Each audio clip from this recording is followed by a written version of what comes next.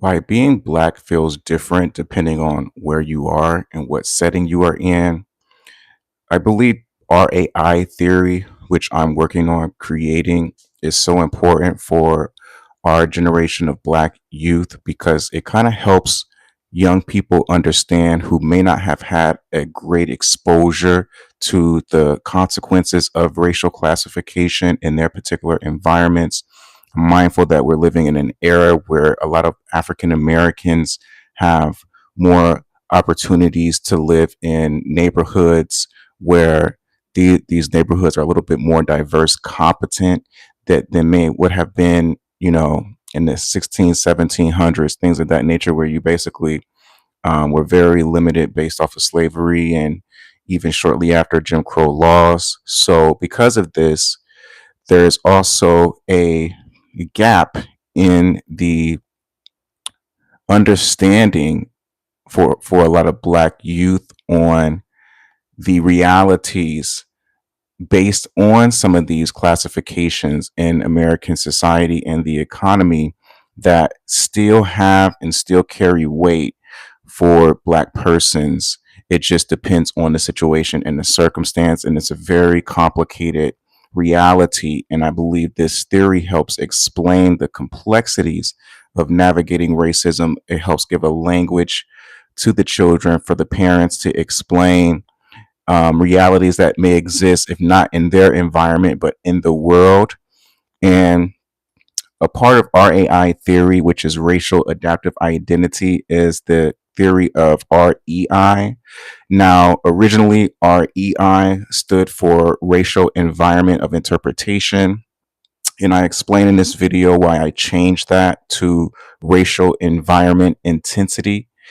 And the reason is because it's just a more chewable language for beginners in the theory to understand. So, how much does race matter here? This is the premise of REI. One of the most important parts of the theory I am developing is something called REI, racial environmental intensity. And I want to spend some time really unpacking this concept because REI helps explain something that we often discuss as if it were contradictory. How can the same Black person enter two different environments and experience the significance of being Black differently, even though nothing about the person's skin color has changed? The answer I'm proposing is that racial classification may remain constant while the intensity and consequences, this is key, the intensity and consequences attached to that classification change according to the environment. You can remain the exact same person with the same personality, values, intentions, clothing, intelligence, morality, and goals, and enter another environment where your blackness suddenly becomes more socially consequential.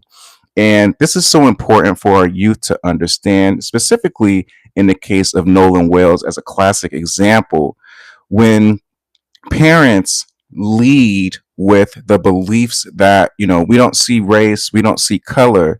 However, there is a reality that exists outside of their opinions and their thoughts about it, that race classification does matter in the greater economy of the United States. Those parents are opting out of understanding the racial environmental intensity. And those intensities and consequences of those classifications can be different, where maybe they grew up in an environment where, sort of like the saliency of their race and the consequences of being Black may not have been as intense. So they may not have that understanding like someone who grew up in an environment where it was intense and it did come with consequences. So they might teach their children, oh, don't pay attention to REI. And when you don't pay attention to REI, the intensity of your racial classification or potential consequences of your racial identity in that environment, that impacts your racial adaptive identity. You're short on your ability to adapt, or you just feel like, there's really no need to adapt, period. And you may find yourself going into situations just oriented in personhood alone. I'm a good person. I'm a human being. I'm, friendly. I'm social. Remember we talked about how personhood represents those qualities that are not necessarily race contingent. So a lot of these families, groom their children, their black children, to go into environments that may have high REI histories to just focus on the personhood, which results in them not being as skillful. And that environment doesn't know your personhood qualities. They don't know that you're trustworthy. They don't know that you're a good person. All they know is the consequences and the consequences of that classification. All right. So, this is why understanding REI is so important. And I'm hoping that if this model really takes off, we can get some sort of formula for REIs around different situations in America to kind of help give our Black youth an understanding of what to prepare for. So here it says you can remain the exact same person with the same personality, values, intentions, clothing, intelligence, morality, and goals, and enter into another environment where your blackness suddenly becomes more socially consequential. REI is my term for the degree to which a particular environment makes racial classification salient, consequential, or necessary to consider when navigating that environment. REI asks a very specific question. How much does my racial classification matter here? This is why I changed the term from racial environment of interpretation to racial environmental intensity. The original term was useful because it focused on how environments can attach different meanings to blackness, but intensity better captures the dynamic variable I'm trying to describe here, okay? The degree to which race becomes relevant to navigating a particular environment. Interpretation still matters. It helps determine why an environment has a certain level of intensity. But REI now specifically describes how strongly racial classification matters in that environment. This distinction is essential to understanding the relationship between REI, RAI, and personhood. REI, the racial environment intensity or environmental intensity, is outside of you. Let's begin with something fundamental. REI is not your identity. The racial environmental intensity exists in the social environment around you. When you walk into a room, you bring your personhood with you. You bring your personality, your beliefs, your values, your interests, your faith. You bring your sense of humor, your intentions. You bring your history. And if you're Black, you also enter that environment carrying a racial classification that other people can perceive. But how much that classification matters within the interaction is not determined entirely by you. The environment participates in determining its intensity. That intensity can be influenced by history, culture, stereotypes, institutional practices, previous experiences, media narratives, group norms, power relationships, local racial history, and the beliefs of the particular people occupying that environment. This is so important for Black parents to understand. This theory is not just me playing on words. This also helps open the door and conversation around variables that impact our children when they go out in this world. And maybe you were the parent, the millennial, that didn't have exposure to a lot of consequence to being Black, but that doesn't negate the reality of the conditions that you're placed in. All right, so that's what I mean by racial environmental intensity. REI is essentially asking, before these people know who I am, how consequential might my Blackness be within this environment? That's different from asking, who am I? And this distinction is at the heart of my theory, okay? Personhood and REI can tell two different stories. Imagine a Black man named Marcus, okay? I'm gonna give you guys examples. Marcus knows himself through his personhood. Marcus knows, hey, I'm a father, I'm a Christian, I'm funny. Okay, Marcus is Black. All right, for you guys, it has to be spelled out to have to be explicit. Okay, Marcus knows that he's identifying off his personhood. All right, these are the qualities and characteristics that are not contingent on his race. Okay, I'm a father, I'm a Christian, I'm funny, I'm a therapist, I'm introverted, I love basketball, I'm creative, compassionate, I don't like confrontation. That's Marcus's experience of himself. But imagine Marcus walks into an environment where nobody knows him. The people in that environment don't initially have access to all of that information. And this is where, as parents, we set our children up for failure by not educating them on the REI of an environment, even though that parent may not have personal history with an environmental intensity based on racial classification. Because the environment that these children are walking into, even if they get all white friends, even if they got all Hispanic friends, it doesn't matter. Okay. The friends that they're going into these environments with don't negate the realities of the conditions of that environment or the histories or other people that are connected to that environment. Their friends are not the sole definition of the environment. The environment can't see his values. They can't see his childhood. They can't see his relationship with God, his education, how he treats his children. They can't see what he does when nobody is watching. They encounter visible information first. And racial classification may be a part of that information. The reality is about white people and non black people, they are sensitive to visible information first. Period. You can argue, sign off, throw your computer, smash your laptop against the wall, argue till your fucking head falls off. That's the facts. Non-blacks, not all of you guys, but the majority of your cultures collectively are sensitive to the visible information first. Okay? And racial classification might be a part of that information. So Marcus can enter the environment thinking, I'm Marcus, while someone else initially processes, that's a black man. Those aren't necessarily hostile statements. Human beings categorize one another constantly. But the critical question becomes, how consequential is the category black man within this particular environment? And this is where black people get exhausted.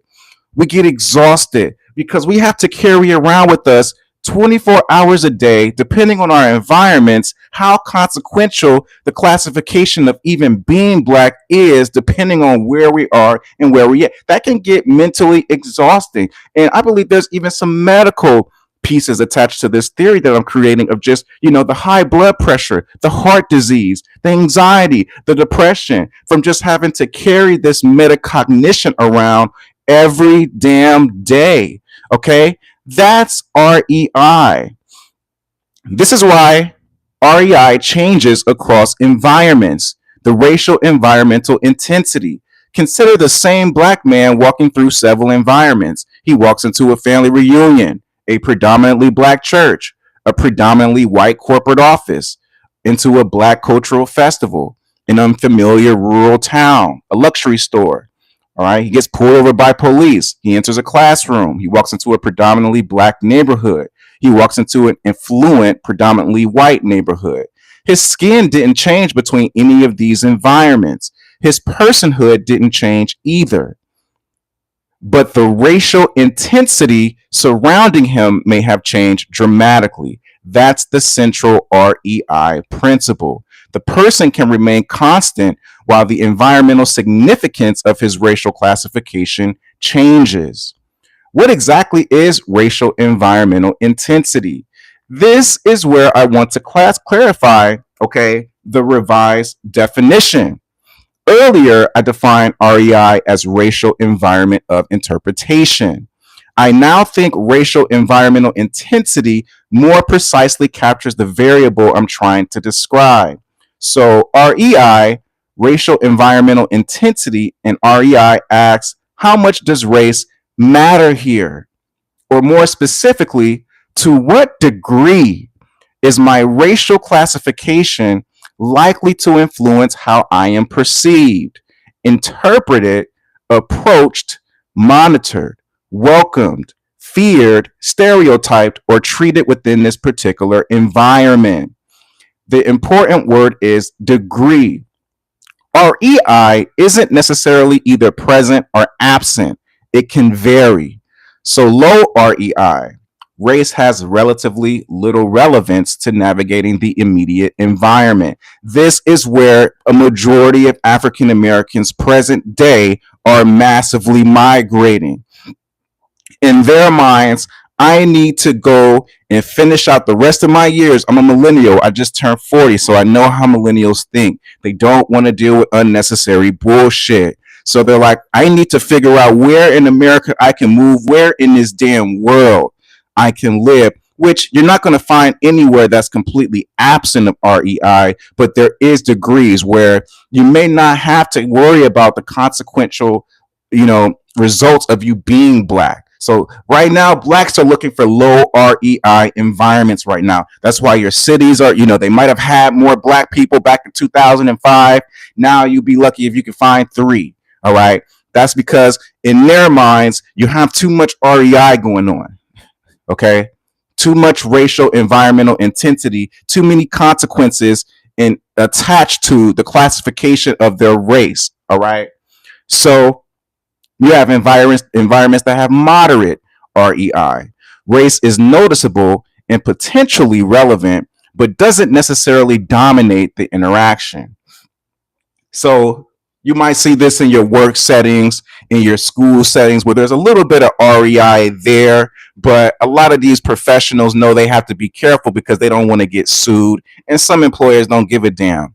All right. Some educators don't care, but majority of them want to keep their jobs, as racist as they are prejudiced as they are. So they might do some microaggressions here, but they're going to keep a lot of their opinions about black people under wraps. All right. So your moderate REI environments tend to be like your school settings, your employment settings. Your low REI, racial and environmental intensity, tends to be like your black neighborhoods, which there's still a degree of REI there. Don't get it twisted.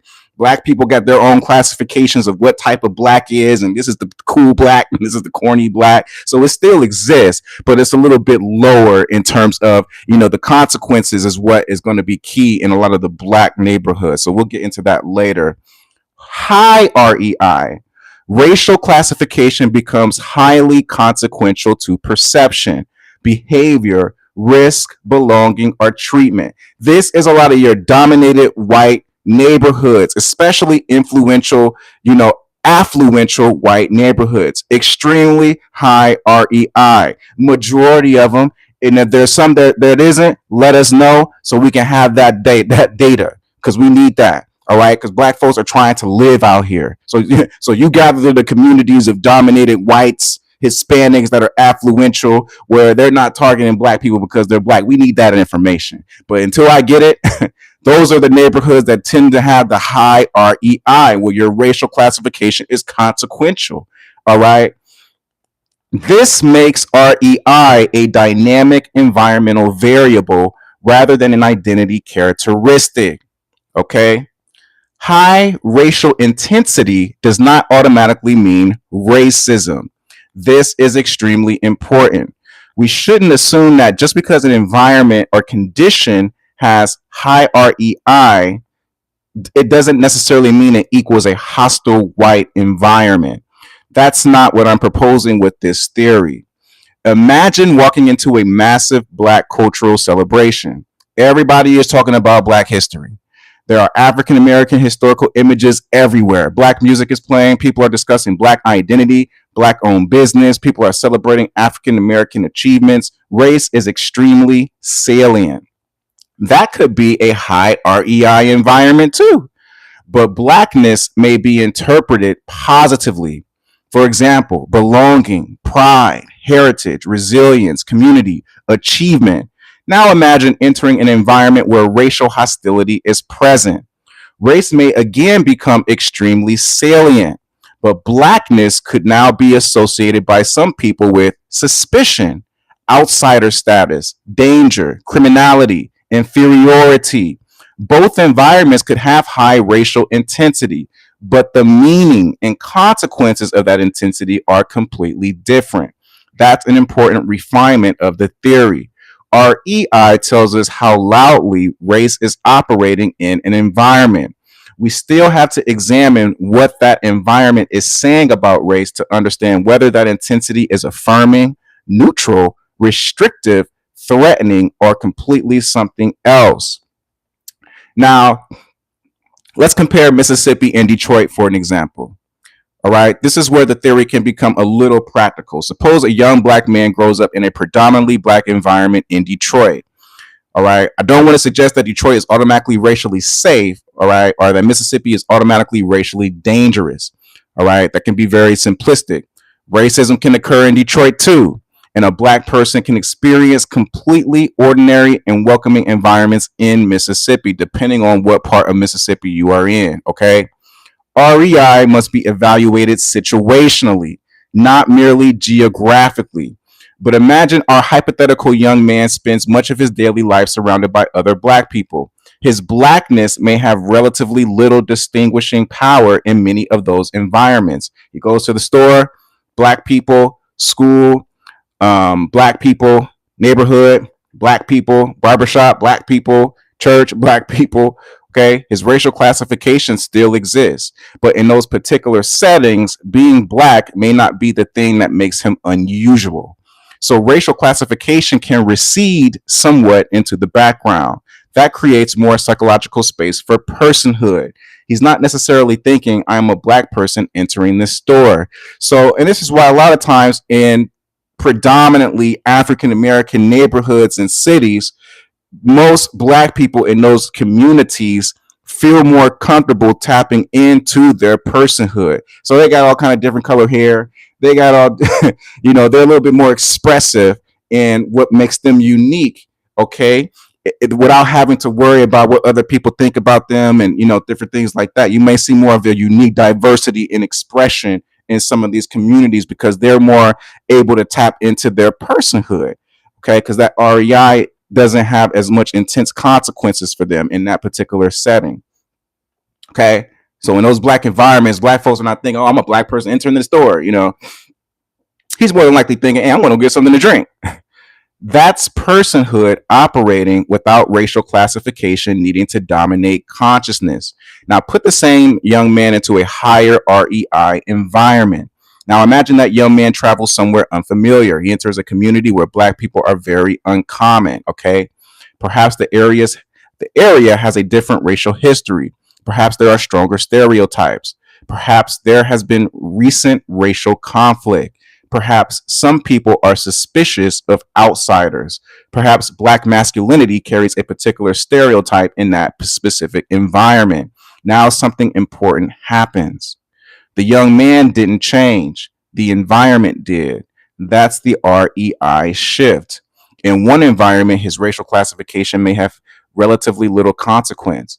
In another, his racial classification may become much more consequential. And this is where a lot of you black people need to understand, you black youth, you black kids, just because you got all white friends, all right, you feel so welcome, you feel like you're so belong, you're going to break the racist ideology in the black community because you are accepted by white people. And that's okay. I got white friends. I was in the fucking military. It's kind of hard not to make white friends unless you're just completely insulated, which good luck trying to pull that shit off. So, I mean, there's nothing wrong with having white friends, but don't allow your personal experiences to completely make you ignorant to the histories and the realities that you guys are still positioned within.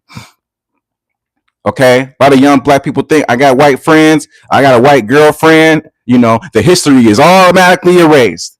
That's not how it works. And that's how a lot of these guys end up missing, murdered, and killed because you're letting your proximity to white people become the determining definition of the history and the REI of your environment. That's not how it works. And as parents, we got to do a better job at, I'm trying to give you guys a language to work with. Now, I'm not getting a whole lot of reception. And I understand when something new is introduced to our community, black people are very skeptical about shit. So I'm mindful until it really sticks and you got more time with it. It's pretty much going to go through one ear and out the other. But we need a formula that we can communicate to the children today. We need a new language that the children can understand and connect with today. They may not go back to W.E.B. Du Bois. They might not want to listen to Martin Luther King. They might not want to go back because our eras are so sensitive to the beginning and the end and the ending and the beginning of a new era. Okay. So again, same person, same skin color, same intentions. different racial environmental intensity. This is where the RAI becomes necessary. Okay, the racial adaptive identity. The racial adaptive identity is different from REI because RAI is the adaptive psychological system the individual develops for navigating environments in which classification may carry social consequences. REI is asking, how much does my race matter here? RAI is asking, given how much my race may matter here, what adaptations may be necessary? Okay, personhood asks, who am I? That's the triangle. Okay, personhood, who am I? REI, how consequential is my racial classification here? And then RAI, what adaptations may be necessary because of that racial intensity? I'm in Orange County, California. I'm probably, I want to say it's about 1% African Americans. This is the lowest amount of black people in the entire country in Orange County, California, specifically where I am in Ladera Ranch, one of the lowest, I mean, even lower than some states, hardly to no African Americans here at all. So my RAI is going all the time. I'm constantly adapting. I'm constantly asking myself questions. I'm shifting against because the REI is so different across context, where there might be some white people where, my classification may not have as much consequence. So I can kind of dip into like personhood a little bit more. And then there's some white folks, and this is the exhaustion and the stress of a black person living in a dominantly white community where because white folks are so insulated and individuated from each other, but then there's always a pocket of them that kind of have this sort of collective common ground mindset. It's so much dancing with them. It's so much fucking dancing with them when you're a black person. So, you got to be very, patient and skillful when you're in environments like this, because it could be very mentally exhausting. So I can understand why some black people are like, I just don't want to deal with the shit, Randy. So I get that. So now we can understand why RAI shouldn't completely disappear. The goal isn't to destroy your racial adaptive identity. If somebody hears my theory and concludes, he's saying black people shouldn't think about race. That's not what I'm saying. That could actually become dangerous. RAI exists because racial classification can have consequences. Parents teaching black children how to interact with police is an obvious example. The parent isn't necessarily telling the child, this is who you are. They're saying, this is something you need to know how to navigate. That's a profound difference. RAI becomes problematic when the navigation system becomes the identity itself. Okay, I want young black men to understand your adaptation to racial environments is something you possess. It doesn't have to become the totality of who you are. Your RAI has to be calibrated to REI. This gives us another concept within the theory. RAI calibration. Your racial adaptive identity shouldn't necessarily operate at a maximum intensity everywhere you go. It should respond flexibly to environmental information. If racial classification carries relatively little consequence in an environment, your racial adaptive identity system doesn't need to dominate your consciousness. Personhood can move forward. And this is what I want to say what trauma is for the black definition in the black experience. Trauma is specifically racial trauma is when the person's racial adaptive identity has completely consumed their personhood.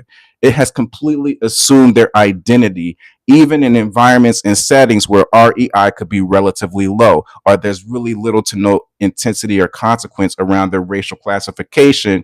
The person with racial trauma may still have an extremely high functioning RAI anyway. Anyway, they're still, adapting and using this adaptive system to treat the situations as such anyway. But as REI increases, RAI may need greater activation. So conceptually, lower REI, less RAI activation, more room for ordinary personhood. Higher REI, more RAI activation, increased situational awareness. But there's an extreme important qualification. Higher racial adaptive identity does not mean becoming more hostile. It doesn't mean assuming everyone is racist. It doesn't mean aggression, paranoia. It means awareness, observation, contextual judgment, behavioral flexibility, understanding how you might be perceived. That's racial or adaptive racial awareness. Okay. Now, I want to get close with this example of this Nolan Wells situation because I feel like it fits right into my theory among other situations. So this is where the Nolan Wells situation can become a useful illustration of the model. And I want to be careful here. Unless Nolan himself explicitly described his internal thought process, we cannot claim that we know what he was thinking or psychologically experiencing. But I want to say there was some information that came out in the news about him not seeing color or something to that degree. So this isn't diagnosing Nolan or claiming that REI mismatch caused what happened. I'm using this situation to ask a theoretical question. What can happen when a young black person's racial adaptive awareness does not match the racial intensity of the environment he has entered? That's the larger question. Imagine a young black man operating primarily from personhood. He knows I'm not dangerous. I'm not trying to hurt anybody. I haven't done anything wrong. I'm just trying to get home.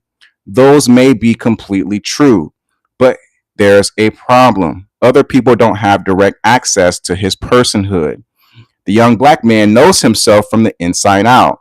This is one of the most important ideas I want people to understand. You experience yourself from the inside out. You know your intentions before anybody else does. You know whether you're afraid. You know whether you're angry, whether you're harmless, whether you're what you're trying to accomplish, what kind of person you are. But strangers encounter you from the outside in. They encounter your body, your clothing, your age, your sex, your behavior, your location, your facial expression, and potentially a racial classification. Only later might they discover your personhood. That's the asymmetry. You begin with knowledge of your personhood. The environment may begin with perception of your classification. And sometimes those two perspectives collide. Personhood can be completely correct and still be insufficient for situational awareness. This is difficult but important. A young black man can say, I'm not a threat, and he can be completely correct. He can say, I shouldn't have to prove that I am a good person. Correct. I deserve the same dignity as everyone else. Absolutely. I shouldn't be stereotyped because I'm black. Correct again. But none of those moral truths guarantee that another human being will accurately perceive him. Okay? That's where RAI has a protective function. RAI doesn't say their stereotype about me is true. RAI says their stereotype can be false and still have consequences. The distinction is enormous. This is where our black youth need to understand. This is where I think African American youth can become vulnerable when RAI does not adequately match the REI they are entering. A young man might enter a high racial environmental intensity situation from pure personhood. I'm just being myself. I haven't done anything wrong. Why should I change my behavior? Morally, I understand that. But adaptation asks a different question. What information is this environment giving me about potential risk? Our AI allows the young man to temporarily adjust his behavior without surrendering his identity. Maybe he becomes more observant. Maybe he leaves. Maybe he doesn't escalate a confrontation. Maybe he calls someone. Maybe he recognizes that proving a point isn't worth increasing his physical risk. Maybe he recognizes that another person's fear or prejudice isn't something he can reason away in that moment. That's not inferiority, that's situational intelligence. Okay. Our AI doesn't mean accepting racism, and this distinction is critical. If someone tells a young black man act differently because you're black, without explaining the theory, the child can internalize something is wrong with me. That's not what we want. Instead, the message becomes there is nothing inherently dangerous about your blackness, but other human beings may attach meanings to your blackness that you did not create. Some environments make those meanings more consequential than others. Understanding the intensity of the environment allows you to navigate the environment without internalizing its assumption. That's the adaptive identity responding to the environmental intensity. You don't accept the stereotype, you become aware of it. You don't make prejudice a part of your personhood, you recognize it as information about that specific environment. That's REI. So I'm gonna stop here because I still have a lot of information on this theory. I'm gonna keep building on this theory.